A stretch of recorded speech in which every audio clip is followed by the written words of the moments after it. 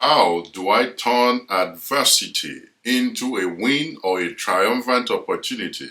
Welcome to Streams. On this edition of Streams, I want to share with you the behind the scene of the journey of an entrepreneur. Very many times you hear the wins and the victories and the beautiful experience of entrepreneurs, and very many times you don't hear the struggles, the battles, what they overcame to get to that point. And sometimes you think entrepreneurs are invincible, and you think to yourself, oh, I don't have that capacity.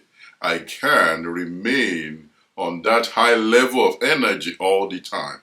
Nobody is ever that sharp 24/7, but they have managed to overcome, maybe you call it their downtime or challenges, in a way that is smart, that reinforces their belief rather than make them to spiral into rejection, abuse, or any form of, over exaggeration of their reality. Note this: every billionaire you see in our world has lost billions. Every millionaire has lost millions, and every thousandaire has lost thousands. Even if you don't have thousands, whatever your level, you have either made a judgment that didn't go to plan. You see, when you understand this, it helps you to what? Confront your own obstacles and makes you chase out to be like, it happens to everybody, they just suck it up and move on to the next phase. Number one, don't exaggerate your situation worse than it is. When people face a difficult time in business, they lost money, they make a wrong call, or they did something silly and they lost a lot of money, or even lost their shirt, they sometimes love to exaggerate the problem more than it is. And if you do that, it doesn't help you. Rather, it gives you the reasons either to quit or to abandon your vision, your business, or even abandon your stores. I've been in business a while now, and I've made calls again and again in my areas of interest that has not gone to plan. Does that mean I should cut and run? Does that mean I should quit? I'm in the middle of some deals, and certain things were discovered in the process that were not even discovered in the beginning. Does that make you less of a pro or a professional? No. What you do is you find solutions to those problems. You don't begin to blame yourself, introspect, and begin to question your judgment or begin to degrade your own capacity. You assess the situation as it is, not worse than it is, because that's what some people do. You assess a bad situation, the situation was bad anyway. You assess a bad situation worse than it is, which makes you to either not have the capacity to respond, or even want to respond, or make people to talk you out of solutions. So don't assess a bad situation you find yourself in business, or in a relationship, or an adventure, or a career worse than it is. Just assess it as it is and look for solutions as the case may be. Number two, don't resolve what was meant to be transformed. This is a concept that I actually picked up in my experience as a researcher and working in the field of conflict transformation and analysis. There are situations that have no permanent solutions, and you must know that in business.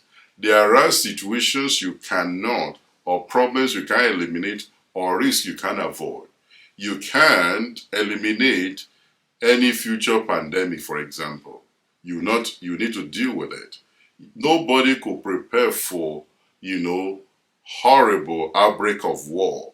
You cannot stop that. It's happening, it's flaring up in different places. What you need to have is a transformative plan. You cannot have a permanent solution to technological problems.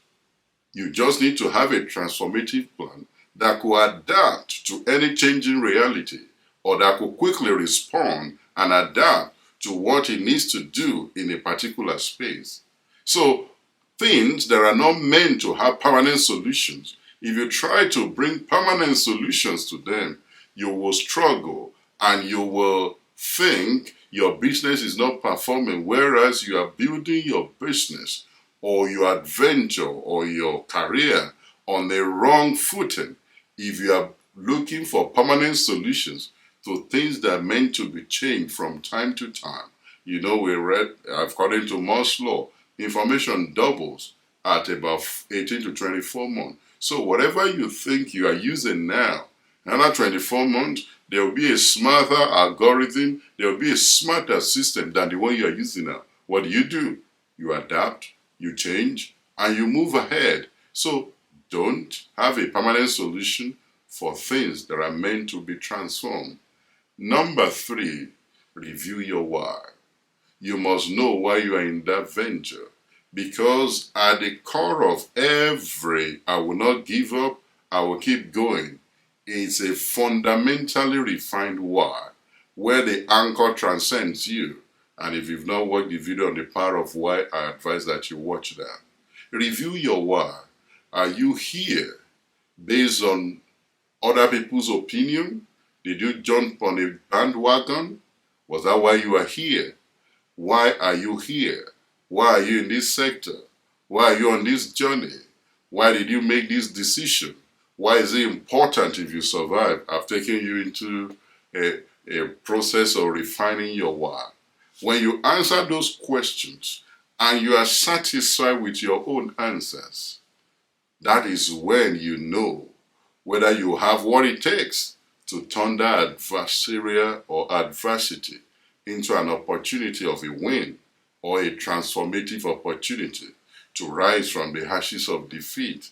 And of course, once you have done that, go at it again.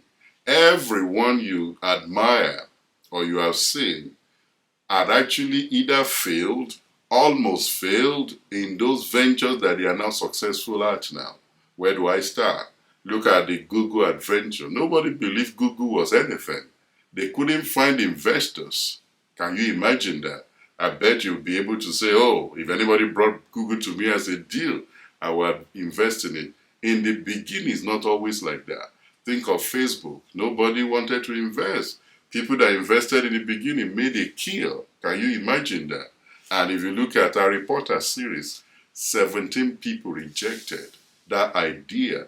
Today you say, that's no brainer, everybody will want to invest in that. That is what it looks like when a vision, an idea, or a business becomes successful. But in the beginning, it doesn't look like that. So what you think you are not, that is not working out now, go at it again, give it another shot, and you might just be on the right path now. So that is how to turn adversity into a win for you, for yourself, and for your team. I hope and I believe this is useful for you or for your team. But subscribe, share with other people. I want to hear your own feedback and your comment. What are those adversities that you are either dealing with or you want to turn into a win or an opportunity or rising from ashes of defeat? Until you quit, you have not failed. It's only people that quit that have failed. So keep at it, and I want to hear your own stories. Thank you for watching, and I look forward to seeing you on the next episode of Streams. Bye for now.